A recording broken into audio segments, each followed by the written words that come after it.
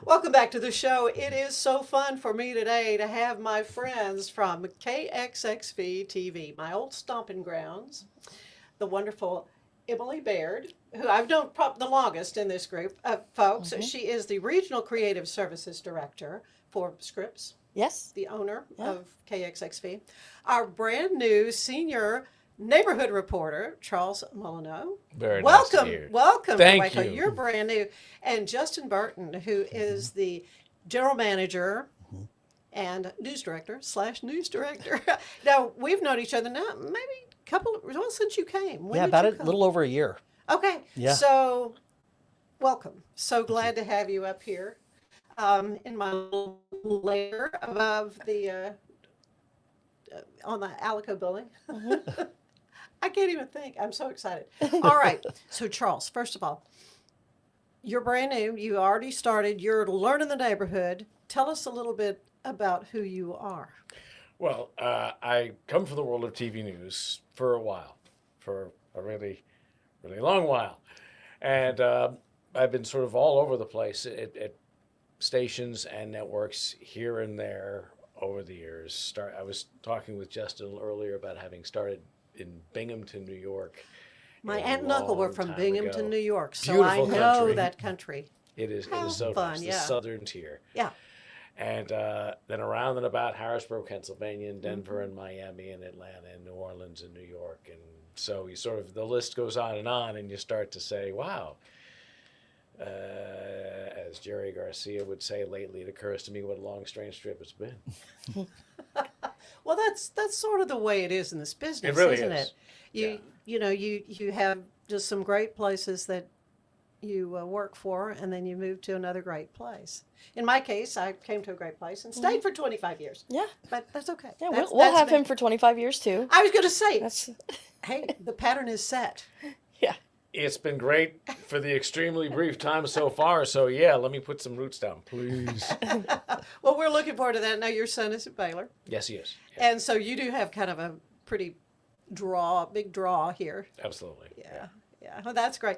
So, Justin, tell us about yourself. I know you're an Eagle Scout. I learned that when I was. Yes. Oh, yeah. I did not know Isn't that. that Yes. That's why Yeah. he's always tying knots. Look at him go. Just the half hitch and the sheep shank knots. Classic. Not tying it to work. No, yeah. So I'm originally from Kansas City, Missouri. And I grew up watching the local news with my folks. Dinner table, we'd watch the 6 o'clock news. And at the time, this was the ABC affiliate there. Lynn Dawson was the sports director. So imagine if Patrick Mahomes was the sports director at the ABC affiliate, right? I mean, that's what Lynn Dawson was to Kansas City. So it was pretty neat to grow up in that. And this is all I've ever wanted to do. And for my career, it's all I've ever done. So I knew one day I wanted to be a news director and to be a GM. And it's crazy that I'm both at the same time. And most of my family has migrated down to Texas. So it's just a perfect fit all around.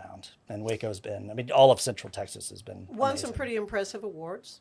Lone Star Emmy, right? Mm-hmm. You were an EP, Mm-hmm. executive producer, and I mean your career has kind of you don't just immediately become a general manager, or news director. Right.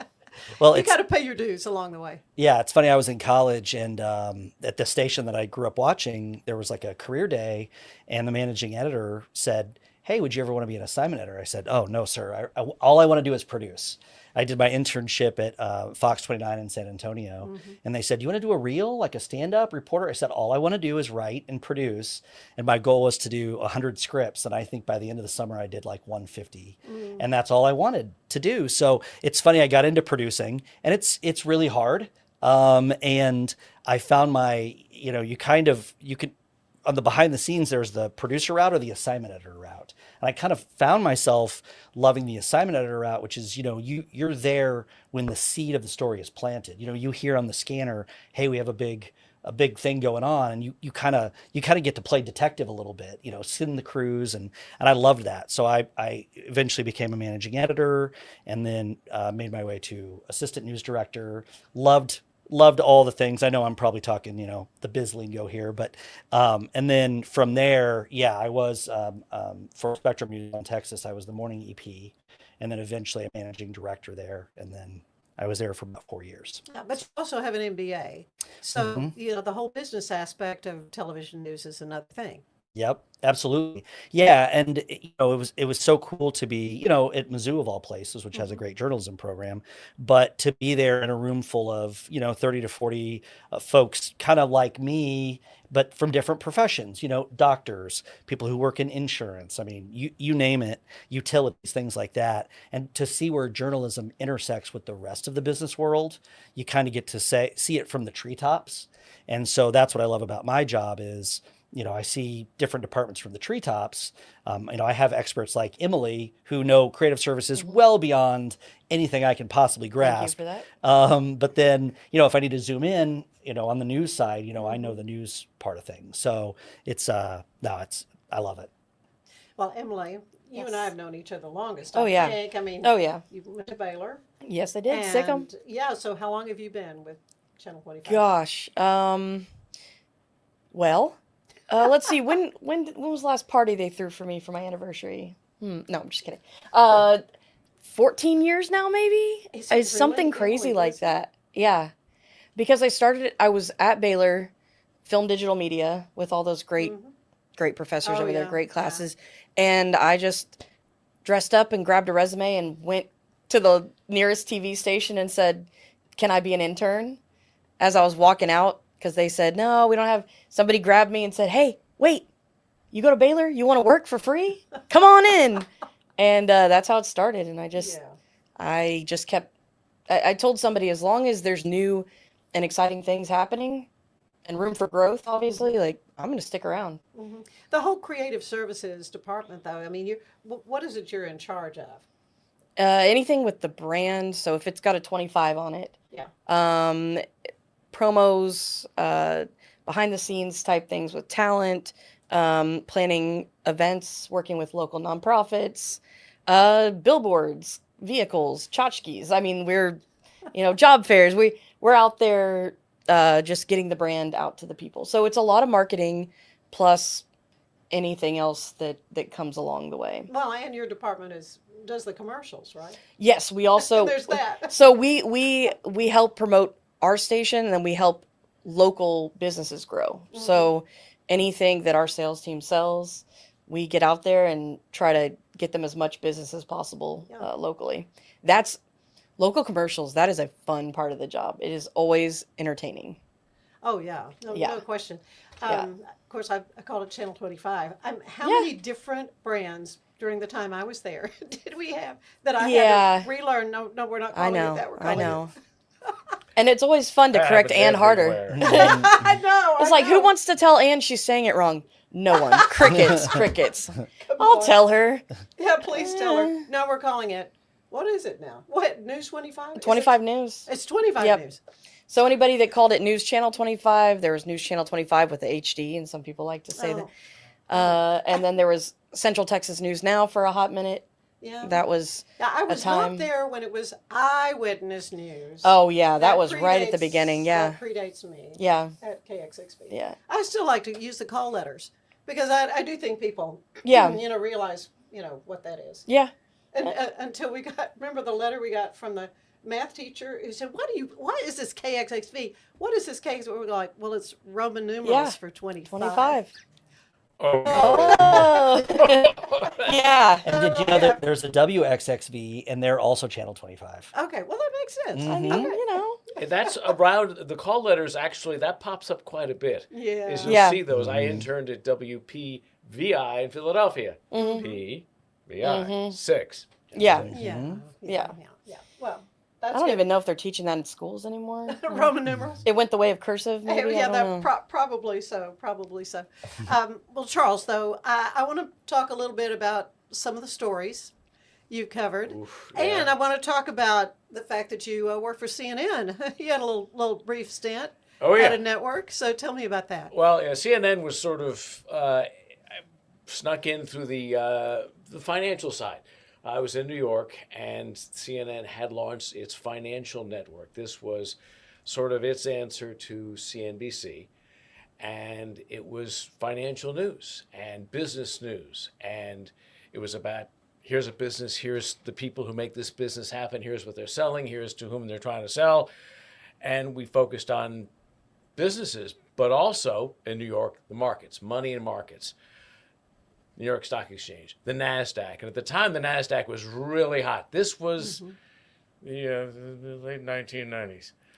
So, yeah, of course, the internet was red hot and everything tech was just going berserk. And if you put a .com on anything, you get $1 billion of borrowed money dumped on you.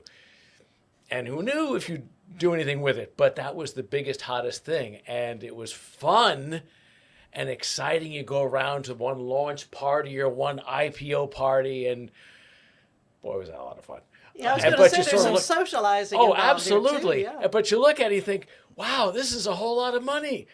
I sure hope it pays off. Yeah. And of course, everybody, you look back on companies like Amazon, and they were in the red for year after year after year after year. And someone said, well, this is borrowing tons of money and it's going down. Whoops, look at that. Suddenly. Wow. Whoa, Amazon. And Yeah. it was like, then, and then they started the relaunch for CNN headline news. And that brought me to Atlanta. But in New York, they sent me to the NASDAQ. And the funny thing was, the New York Stock Exchange, the reporting of the New York Stock Exchange is from the floor of the New York Stock Exchange where the trading is happening. And someone stands in the middle of the floor and the traders all around. There's no such place for the NASDAQ. NASDAQ is a bunch of servers in Trumbull, Connecticut. And then terminals in offices all over the world. That's all the NASDAQ is. There is no big place. And NASDAQ wanted a place, so they built one. It was just a whole series of great big displays. It looked amazing. And you'd stand in front of a screen, one of dozens and dozens of screens, and say, here's what the NASDAQ is doing, here's what the Dow is doing, here's what Microsoft's doing, here's what Oracle's doing. But there was nothing there. It was a display. And we looked awesome standing in front of this display, in a studio. There was a display. And they said, well, that's very cool, but we want to be more central.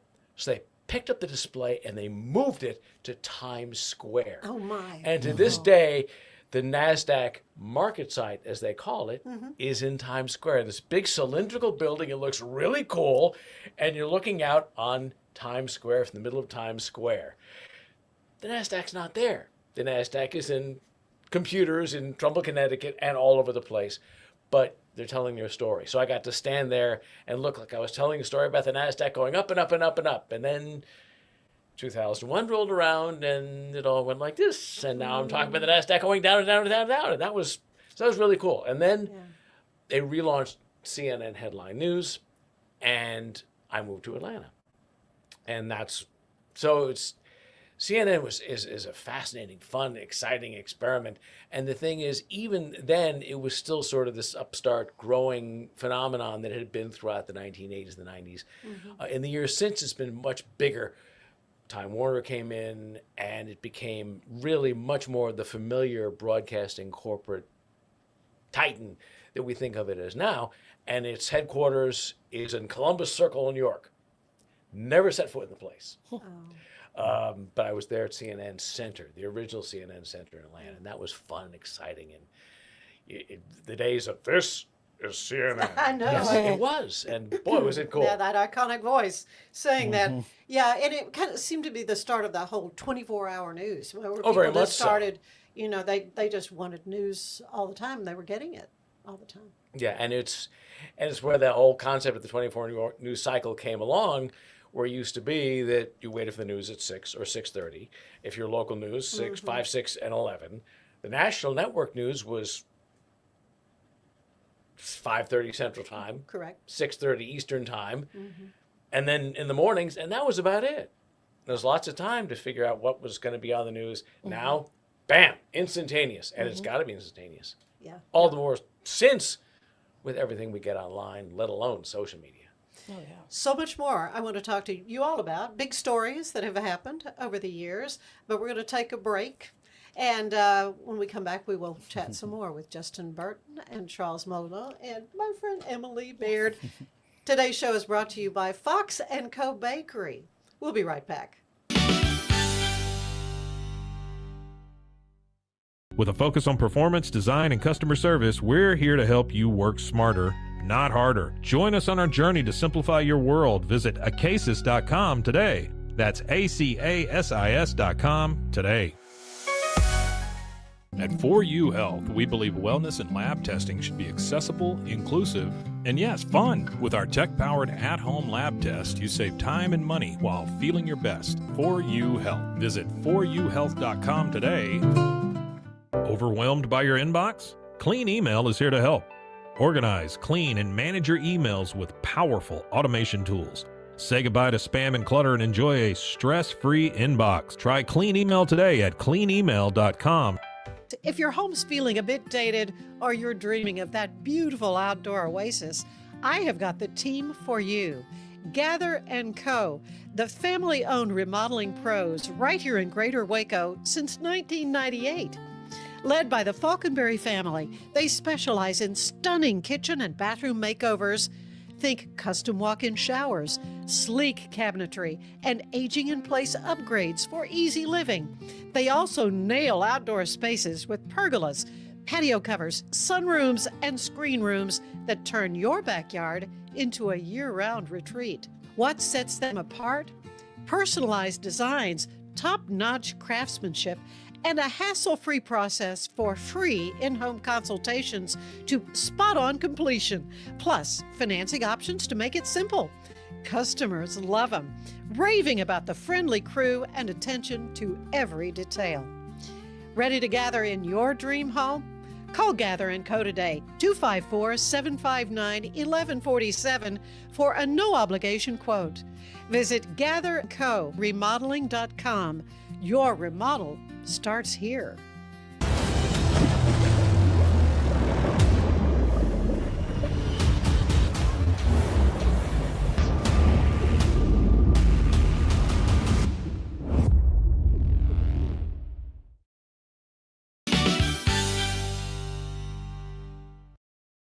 And we are back with the crew from KXXV 25 News. See, I got Correct. it right. You got I it. right. You Emily got it. Baird, who is in charge of all brand things. Correct. It's wonderful to have you here. Yes. Charles Molineaux, welcome to Waco because Thank you you. are right. You just about a month or so on the air, maybe a month and a half, and I want to talk to you and to Justin about the whole change which happened after I retired 5 years ago, almost 6, to a neighborhood format. Let's talk about that. Talk about how you're covering local news these days. Yeah, well, I'll give all credit to Scripps. It started as a newspaper company. Mm-hmm. And, when you talk about the industry, you see these small town newspapers just can't sustain themselves. There are these news deserts where, people used to have robust information and they don't anymore. And so Scripps has done a really good job of saying, hey, let's get into these areas. And for us, I call us the little triangle in the big Texas triangle, right? So it's Waco area, down to Bell County, and then over to Bryan College Station. So for us, we see ourselves as really the heart of Texas and covering communities in between. So I'll give one good example for one of our neighborhood reporters, Allison Hill. There was flooding, I want to say out in like the Lampasas area this time last year or last summer. And the lessons that they learned from the flooding, she covered all year long, so that when there were the devastating floods down in the hill country, the lawmakers looked to Lampasas and said, hey, you guys figured this out. I think we're going to use some of the lessons you learned to figure out how we can avoid this kind of tragedy in the future. And they looked at Allison and said, you've been with us on every step of this journey for the last year. We're going to give you heads up on that. And we just use that as a great example of like, when you go to these neighborhoods that, stations may not traditionally go to, you create those relationships. Mm-hmm. You go to the coffee shops, you go to the restaurants, and they recognize you. You're covering news in areas that have been undercovered for a while. Yeah. So I love the model. A lot of, and I love that we're a neighborhood news station and getting into these communities that haven't been served, well in a while. Yeah, and piggybacking on that, your LinkedIn page, your profile picture is from the silos that I reference all the time up here, and that's that everyone has a story worth telling, and that really is true. And having this neighborhood format is going to get, I think, to more of those stories. Oh, very much so, and it's exciting to see it happen. The I like to look at things like the national news, morning news, where, and today we're in Des Moines, or today we're in Los Angeles, or today we're in Oklahoma City, or something like that. Well, they do that once in a while. It's like they go on a great big safari. That's what we try to do every single day. Yeah. And that's really an opportunity because, okay, so yes, our studio happens to be in Waco, but our community could be anywhere. It could be Navasota, it could be Killeen, it could be any place around this area. Great. And I'm there. And that's just it. We've already done that a few times, and the opportunities just keep coming along to get out and be there, literally be there, physically out there, saying we're out there covering this community because look, here's where we literally have our feet planted on this day.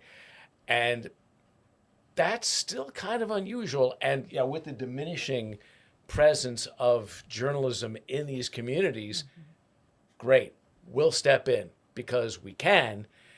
And when we do, people see it and appreciate it, and we say yes.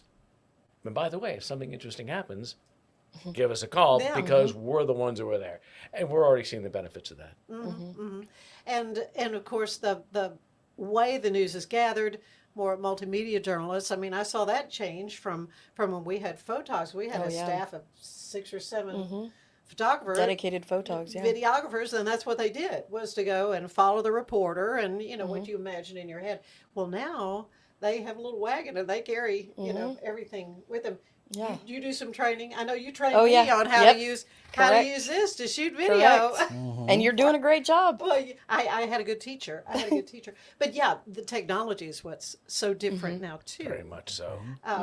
To have something in your pocket that Right. shoots, such quality video. And that means when we're out there and something happens, we don't have to say, "Oh, go get the live truck," or gosh, call yeah. somebody in. No, it's let's go live right now. We can get on Facebook or we can connect to the station and go live on all our platforms.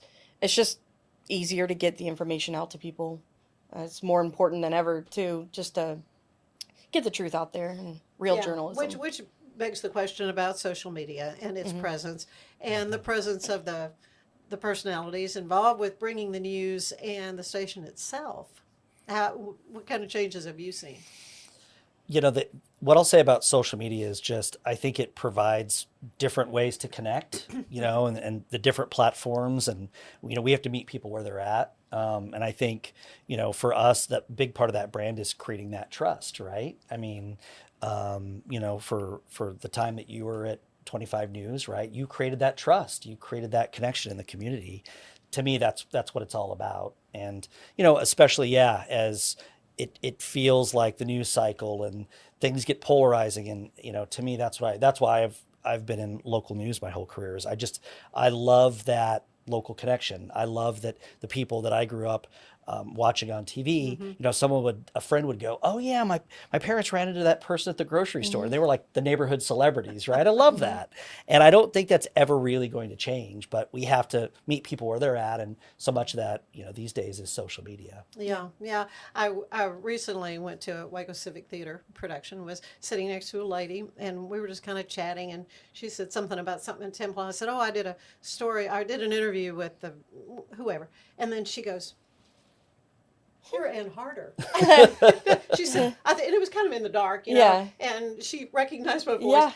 And she's a veteran from, lives down in that area. And and I was just so blessed by her reaction, in that she said, "I would go on deployments and come back, and your voice, your presence was just that continuity." And she lived in the Bryan College Station area, and she watched us. There you go, yeah. And here we are, just working our way up here, and you think there's somebody out there watching. You hope there's somebody out there watching. But then to hear it, I told her, I said, "This is such a blessing to me to hear, how you appreciated what we did and the presence that we had." And that's something that my longtime co-anchor Bruce Skeetston would always say. He said, "Ann, we can never take for granted the privilege it is for someone to invite us into their home." Talk to that. Absolutely. And of course, one thing that really is a precious commodity is that level of familiarity. Is that when they see you, when they're introduced, when y'all at home get to know us, and then you get to know us. Yeah. And one of the things about social media is that can now be a two-way street. I remember a zillion years ago in Miami, there were a few people who called regularly. We'd have a conversation. And they were just at home and they'd come to know us. And that does happen. On the other hand, that can also be a really good asset sometimes. All right. Wow. You set me off on a real tangent because in Miami, I was in the TV station at probably 4 o'clock in the morning. We were getting warmed up. Of course, 4 o'clock in the morning is right when the joint is jumping out there on South Beach. And sure enough, this fellow called me up, and I knew him. He was friends of friends of friends, but from the neighborhood. He calls me by the station. He says, "Charles, it's Bobby Radical." That was the name he went by. Yeah. "Mickey Rourke has been arrested at his nightclub." Wow. Okay. Interaction with somebody, a guy I know, on South Beach, and a hot news tip. You never know when that's going to happen. I know. You never know when that connection you make is going to turn into something valuable for that person, valuable for the community, and something really cool for you to chase as news. So you're always building those relationships, and the ups and downs of social media will be debated forever. But the fact is, there is a real opportunity there. And when you start to build those relationships, people hear your voice, you hear their voices, they get accustomed to their voices being heard. And now you've got a back and forth that can be really positive, and you can really make things happen in your community. And sometimes it comes down to something big that needs to be addressed. And maybe somebody would or wouldn't be that excited about coming forward with it unless you open that pathway and you make it possible and you send out that invitation. And that's one of the rare things, well, it's not rare anymore, but one of the real opportunities that we find ourselves presented with today is, yes, we can hear from you and you can talk to us, and it becomes this two-way street, or as they say, interactive, because now it really is. Yeah. Oh, yeah. Yeah. And it's just, to me, local news is sort of the last bastion of having that interaction with folks. Yeah. Yeah, I would agree. Right. I mean, the phone calls to the newsroom, yeah, the emails, the messages on social media, you know, and I feel like you know those are the neighborhoods we live in, so we have that connection. You know, at the higher levels, it's harder to have that connection. If you're in New York or LA and somebody's writing from Minnesota, it's a little tougher to connect in that way. But when it's something like, oh, I drive that street every day. You know, so it's easier to not just connect with it, but then connect with that person as you would at the post office or at a restaurant or something, going, oh yeah, okay. I mean, it's to me, it's just that conversation. Yeah, kind of citizen journalist too, if you will. Yeah. So let's talk about big stories. I know last month we recognized 9/11, as we do every year, and I was really privileged this year to talk to an actual eyewitness to the plane going into the building. That, to me, that was hearing Jasmine Rodriguez's story was really profound. Where were you? Everybody remembers where they were and what they were doing. Yeah, that was quite a day, because I had been maybe 3 or 4 months into my time at CNN headline news in Atlanta. And what had happened was CNN, they saw this headline news as this gem that was unpolished and sitting there on zillions of cable systems all over the country and not that used, and it was pre-recorded. The wheel, they called it. And you'd record a bunch of material and play it back and forth and shuffle around and mix and match over the course of the hour. And in the summer of 2001, they took portions of it live, the mornings and the evenings. And I was there for the mornings. So our time was 6 to 9 a.m. Instead of it being the shuffle and the pre-recorded, we were live. And we were live from 6 a.m. until 9 a.m. Except that morning, we were live, and 8:40 rolled around, and we start hearing that there's a big fire at the World Trade Center. And then we heard a plane hit it. And the next thing, now the thing is, one of the characteristics of what we did at CNN Financial and CNN in New York was CNN headquarters in New York was in the 30s. It was 8th Avenue and 33rd Street. It was probably a 20-story tall building. But when we wanted to talk about the financial sector, the financial markets, they had a roof camera pointed down at the finance district where right in the middle was the World Trade Center towers. Yeah. And we saw it every day. We talk about in the financial world, and here's the World Trade Center. Well, now we're looking at the World Trade Center, and it's on fire. Wow. And I'm talking with somebody who's sitting in an office, in that office building, looking, and this was a few miles away from Ground Zero, so no direct connection, but we're looking at it, and he's saying, yeah, I saw this plane, and we're looking at it, and as we're watching, the second plane hit the second tower. And you sort of sit there stupefied because it was huge, and we saw probably a couple hundred people die in that instant. You say, what is going on? And there's things you think about looking back. It was a beautiful sunny day. It's not It was like gorgeous. could have been. And now the Hudson River is a corridor for flying that's not that unusual to see planes flying very low, but no. And you say, all right, this is something huge. This is something bad. And then, so we're scrambling to keep up with what's going on. And then we hear about the Pentagon. And we didn't hear about the flight that went down in Pennsylvania until later. But you say, all right, this is something dramatic. This is something catastrophic. And we watched the building go down. And we were supposed to sign off at 9 o'clock, but we kept going for a good hour and a half as we had people calling in, people talking to us. We had correspondents running down to the scene, coming out of the subway into this disaster area, trying to get back to us. And interestingly enough, of course, at that point, we didn't have things like the online communications. We didn't have the live view backpack units. It was you hook up to a live truck, you hook up to a satellite truck, or you're talking on a phone. Yeah. And so we're getting these dispatches as we go on and struggling. And we kept it going for a good maybe hour and a half and finally decided, all right, we're just going to simulcast what CNN is carrying because they had all the resources coming in. And we would get some of them probably after CNN itself did. And then so we just signed off and started simulcasting. And I'll never forget because we got done. The setup at CNN Center at the time was the headline news studio was in one corner of the building and the main newsroom was in another. So you walk out through this big atrium, which was a food court and businesses and so on, across this big balcony. And I got about 2/3 of the way across and I sort of stopped and said, what's going on? What have I just seen? What have I just witnessed? It was over. I wasn't even on the air anymore. And all of a sudden it really starts to sink in and you say, this is a catastrophic day. The World Trade Center. I'd been to the World Trade Center. I can't tell you how many times. They did stories there. Oh, wow. Windows in the World, the restaurant. I've been there a few times. And all of a sudden you're saying, wait, that's gone and something catastrophic has happened. And this is a pretty scary new world that we've discovered we're in. So at that moment, you start to realize, all right, this is something huge. This is something devastating.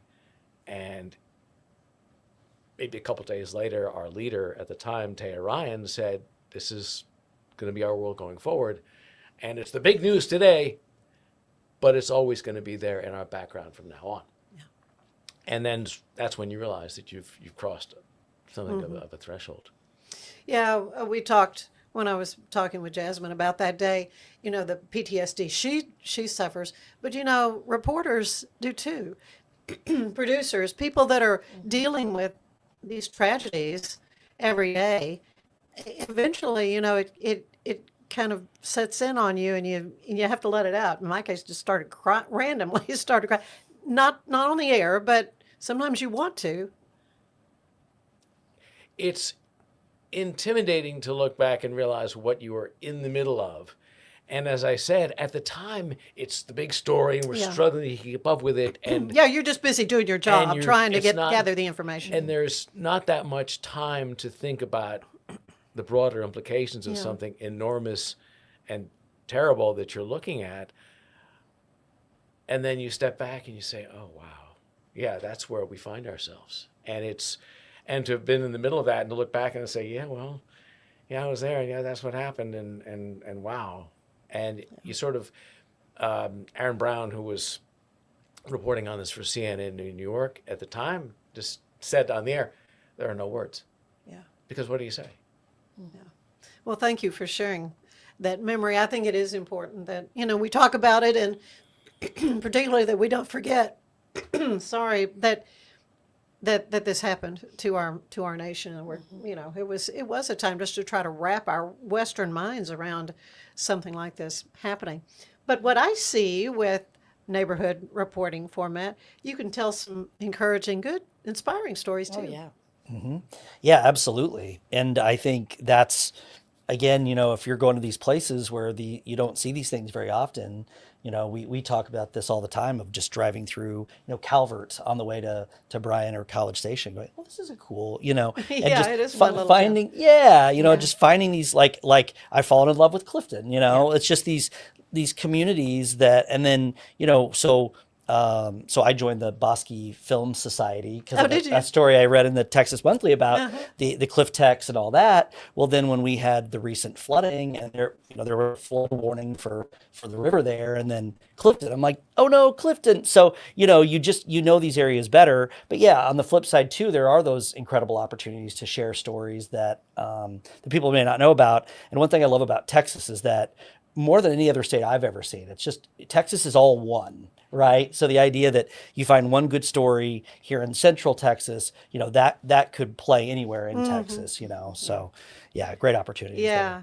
And the world of news is sort of changed so much. And it's sort of interesting. You look at some of our big cities, and I believe it was in Harrisburg, Pennsylvania, where I used to work, the newspaper was the Patriot News. In Atlanta, it's the Atlanta Journal-Constitution. Well, wait a minute. The Patriot and the News used to be two different newspapers. The Journal and the Constitution used to be two different newspapers, and now there's only the one. Yeah. So those outlets have consolidated to the point where there's not that much room. And I had been working in radio in Houston in a news department that had been about 100 people, and it's now a dozen. Yeah.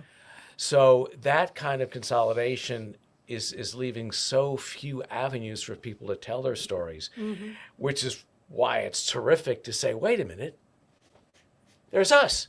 And we're going out there. Yeah. And I probably never mentioned this, but I've been in a bunch of cities, big and small, and you look at the reporting staff at Channel 25 and you say, there's a lot of them.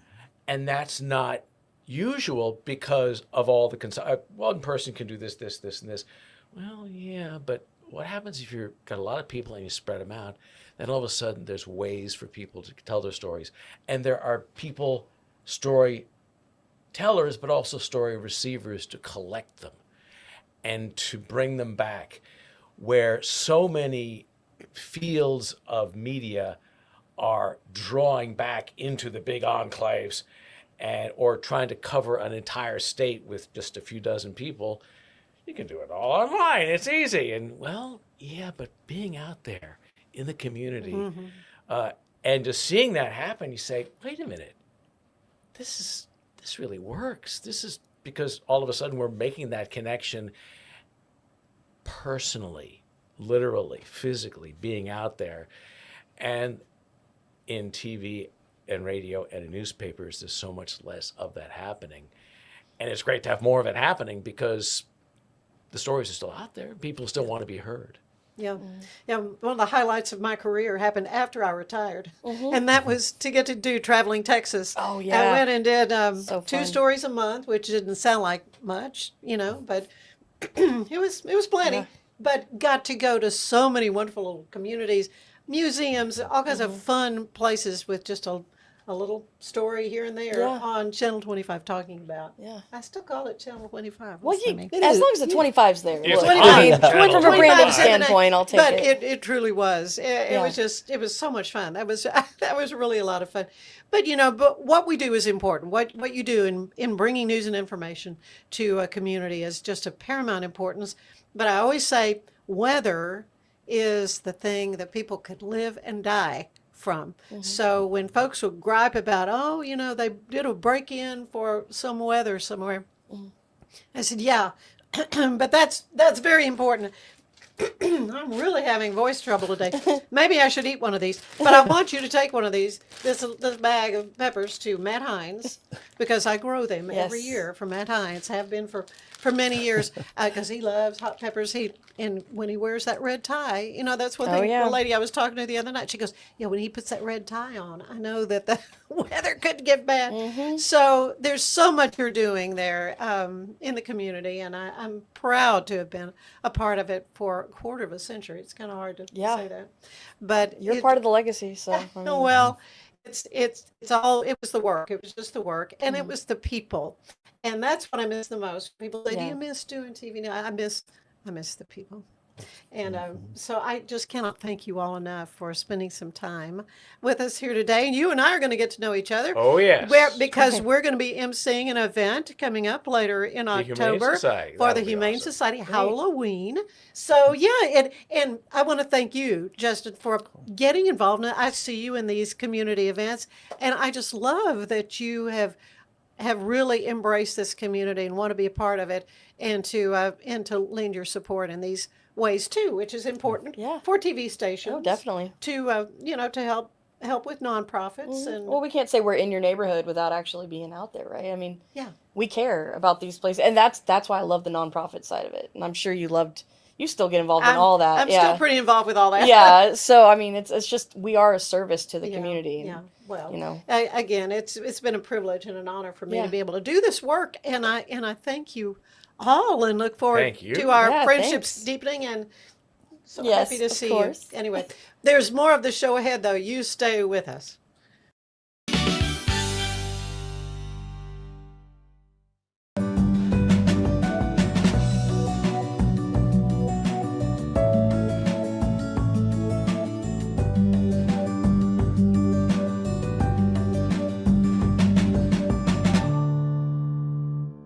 A big thank you to our sponsor, Fox & Co. Bakery. Check them out for delicious baked goods and your catering needs. Natural Cycles identifies your fertile window by analyzing changes in your temperature. Just measure in the morning, add your temperature into the app, then learn which days you can and cannot get pregnant. It's that easy. Learn more at naturalcycles.com. With San, owning iconic furniture no longer requires paying a premium. With over 15,000 satisfied customers worldwide, it doesn't have to come with a high price tag. Explore our collection today at san.com. Apollo Neuro is a new kind of wearable that helps your body recover from stress, that helps you calm down and feel better. You sleep better, and you can get back to being yourself. Learn more at apolloneuro.com.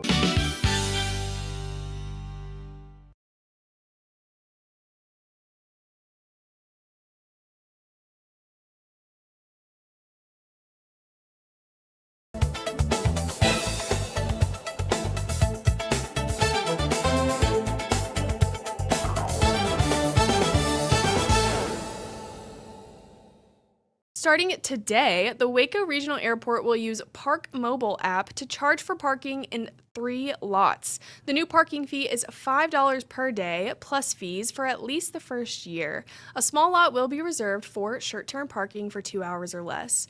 With parking lots at 40% capacity, the fees are expected to bring over $400,000 for the Waco Regional Airport.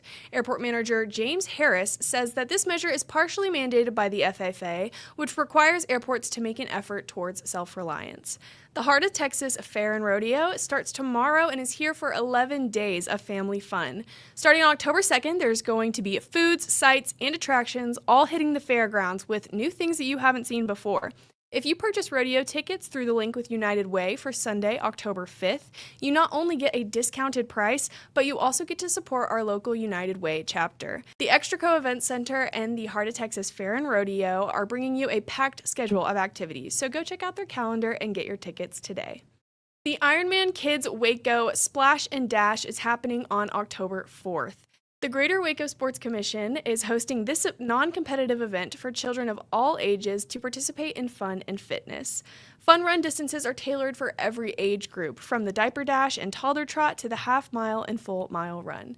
I'm Elizabeth Riley with your Act Locally Waco News, and I'll see you next time.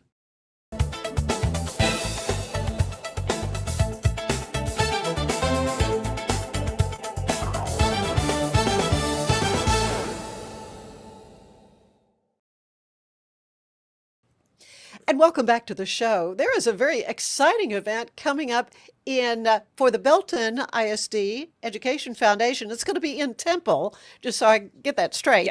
Yes. And I am so delighted to have Beran Luce here with us to talk about it. Beran, you have been involved with the Belton ISD Education Foundation for how long? For just about 2 years now. I actually worked in the district when my husband and I first moved back to the area, worked in the district for several years, and then had our children. Our children are in Belton ISD, and now this is my second year in the Education Foundation working for them. Well, I love Bell County. I love the folks down there. Before we started this evening, I was talking about having been in Belton at the Turquoise and Boots fundraiser, and the people in Bell County are just so generous and so giving, Yes. and wonderful and loving. And of course, I'm including Salado, my happy Yes, place. absolutely. Love Salado, and so. You're very fortunate to get Yes, to live we in are. that part of Central Texas. We are. Just saying that. And of course, Belton ISD is just a great school district. We love it. But this is something, this fundraiser for the foundation has been going on a few years, right? For several years, yes. It's always called Red Carpet, and then our theme kind of changes every year. It's our biggest fundraiser of the year, and it always takes place in the fall. And rest assured, we check football schedules so that we're not competing with UT football, Aggie football, Baylor football. So we make sure to check that. And then also our venue has a TV, so if you want to watch the games, you can. But it has been going on for quite a while now. The Education Foundation was actually founded in 1992 to provide scholarships and teacher grants to students and teachers in the district. And so this always brings in a lot of money for us, which is great. We tell the teachers and the students we have money and we want to give it away. And so last year we raised about $168,000. Did you really? We did. We were very excited. Beran, We were really? very excited. Yes, Yeah. yes. So we're hoping to do that again Well, this year. of course, I've been involved with the Waco ISD Education Foundation from its beginnings, 30 years ago, Yep, longer. yep.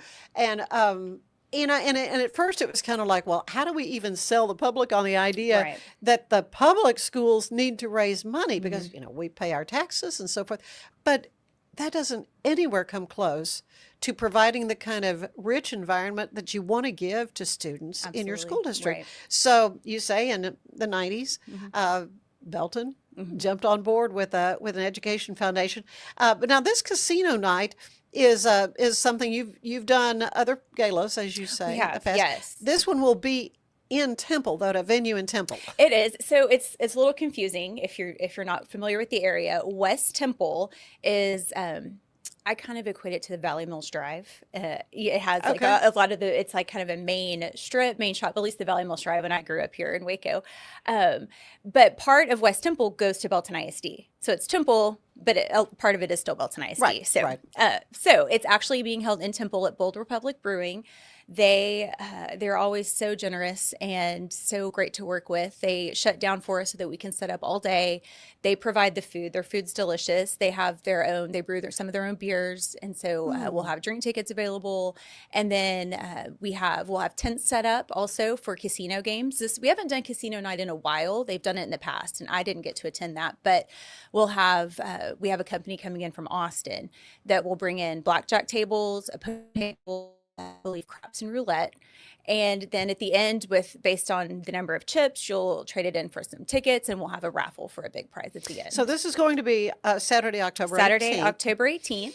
And so you're taking reservations now. Can people are. still buy tables? Absolutely, yes. What about sponsors? You still taking Sponsors, that? we're still taking that. We just opened up sponsorships and tables a few weeks ago. So you can purchase an individual ticket for $250 all the way up to our high roller sponsorship of $10,000 and lots of perks with all the sponsorship levels and all the ticket levels. So we're excited about that. We have a VIP hour from 5 to 6 for some of the higher sponsorship packages. And then the event opens at 6 o'clock and it's from 6 to 10. We'll have music, and we'll have Who's doing the music? DJ Instigator is his name. He Oh, is a good. popular guy around the Bell County area. Uh-huh. So we're going to have a DJ this year. We'll have the casino games. We'll have kind of a buffet dinner set up. And then what I love about this event too is we have the culinary classes from both high schools make the desserts for us. That's neat. They do a wonderful job. We love Yeah. showcasing the student work. We have the floral department from the high schools put centerpieces together. So another way to showcase their work. We've had art students paint some centerpieces for us before. And then we also have a woodworking, I think it's called the Career Builders Club at Belton High School. I'm sure like Belton High School also has a similar program. But they built like a dog crate for us one year. They've built patio furniture. Things to auction. Yes, things for the auction, and that we can showcase and show what our students are doing in Belton ISD. Oh, which we that love. is so. Yes. That is so neat. So you say your kids are in Belton ISD? I have What two ages? boys. Yes, it's crazy when I say it. I have a 5th grader, so I'm almost out of elementary. I know, and then I have an 8th grader, so we're almost to high school. Oh, it goes. It goes so fast. fast. I know it goes so goes fast.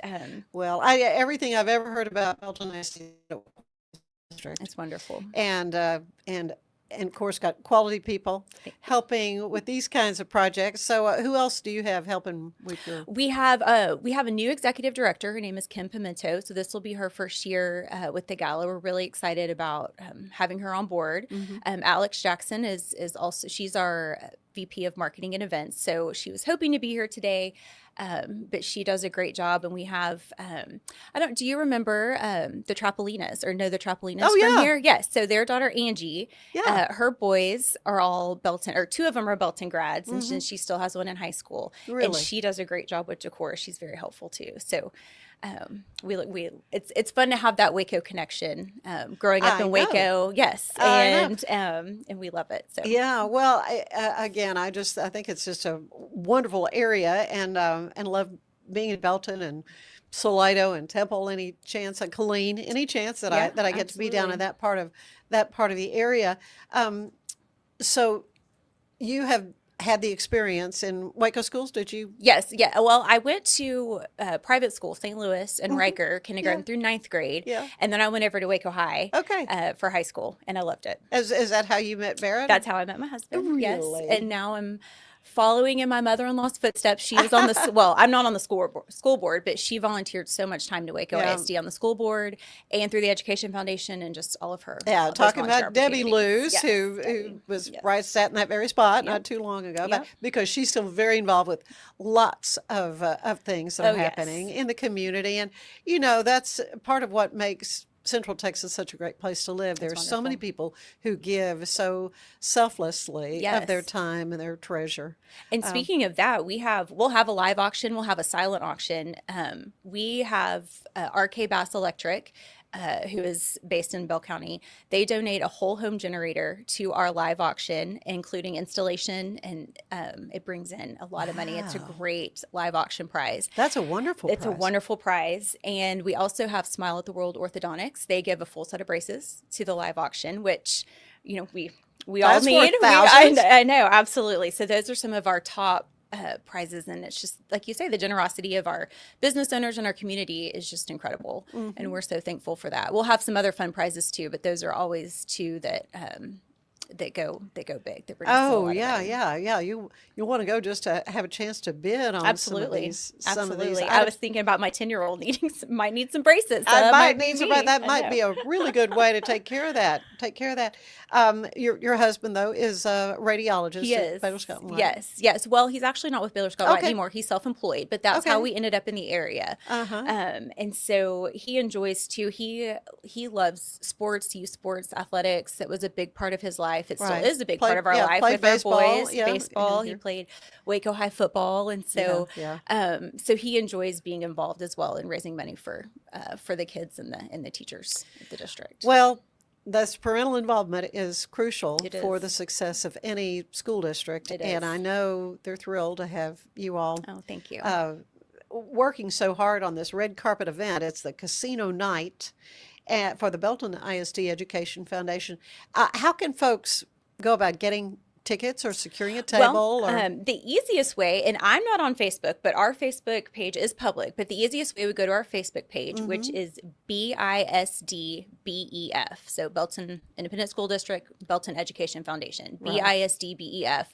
And there's a quick link, a QR code on our Facebook page that you can use. You can call our office, 254-215-2024. We'd be happy to help you out. And our email address is bisdbef@bisd.net. So I don't know if you're able to post items in like show notes or anything like that. If there's something I can provide you, I could do that as well. Yeah, please do that. We might be able to help in that department. And, you've got some wonderful items, as you say, for auction. Yes. The casino part of it, is there an age requirement on coming? Everyone is over 21 that comes, because there is alcohol being served, and then there is a casino. Right, you don't have students. Right, we don't have students. We have students that help the day of. We have a lot of the athletic teams come move the tables. We use their muscles to move tables to help when the event's not going on. But then once 5 o'clock hits, it's 21 and up. Right. Yeah. Very good. Very good. Well, this is going to be an amazing event, and I know it's going to be hugely successful. Do you have an amount you kind of decided? Well, I would love to at least match last year, if not do more, which would be incredible. So, but we'll see. We'll see what happens. We're excited about, like I said, all of our sponsors. The silent auction is open before, and so you don't have to be present to bid on the silent auction. So we'll have those links on our Facebook page as well. Okay. Because we have just other people in the community that might not be able to attend, or but they still can bid and get some great items. Technology has really helped. It's amazing. I know this kind of thing. I've learned a lot. Yes. Yeah, I'm sure. I've That is true. lot. I'm sure that's true. Well, it is delightful to get to sit here and you. visit with you, Beran, and to learn more about Belton ISD Education Foundation. I appreciate you having me. And do you have any stories, anecdotes about maybe a grant that you know? Well, of? I just love the favorite day of the year by far for our foundation is giving away the teacher grants. We make a big deal out of it. We get on school buses and we get to go to the campuses and present the grants to the teachers that have noisemakers been and make a big bells deal. And we make a big deal out of it. Absolutely. No, and I the know. teachers love it. The kids love it. And I just, that's our favorite day, just to see the smile on their faces. And it's amazing. I worked in special education for 7 years, and those teachers spend so much of their own money. Yes, they do. They do. They do so much. And so even, the amount that $1,500 can help in a classroom is incredible. And so it's really rewarding to review those grants, to see what teachers are doing in the classroom, and then being able to give them that funding. Well, and I love the creativity and the opportunity it gives these teachers to come up with things, think outside the box when it comes to ways to enrich their classrooms. Absolutely. I love one of my favorite, having worked in special education, we had some teachers asking for like cooking equipment to help these kids learn life skills and independence. And it's just things like that are happening that I love. That I love to see in our district. Well, Belton's a great place, and I know you're going to have a wonderful event. I will. Appreciate you so much spending some time with me. I appreciate you here having today. me. Yeah, the event's coming up on the 18th of October 18th. at Bold Republic Brewing Company. That's 7060 Stone Hollow Drive in Temple, Texas. A night of cards, cocktails, and commitment to education. I love it. I love it at the Belton ISD Casino Night Fundraiser. And I know they appreciate so much, the effort you're putting in to make this a wonderful success. Well, we have a great team. It's all teamwork, and we're excited to host a fun event, a fun night. And, I've had some people ask about the type of dress and what's really fun night. And, I've had some people ask about the type of dress, and what's really fun is you can dress as Vegas-y as you want, or you can come in your jeans and your boots, or you'll see everything. So, some people love to dress up, and we love that. And if you don't want to, it's totally fine. So everybody's get cool. creative. It's Absolutely. just You'll cool. see it all, and All right. it's really fun. Thank you, Bairn. Thank you so much.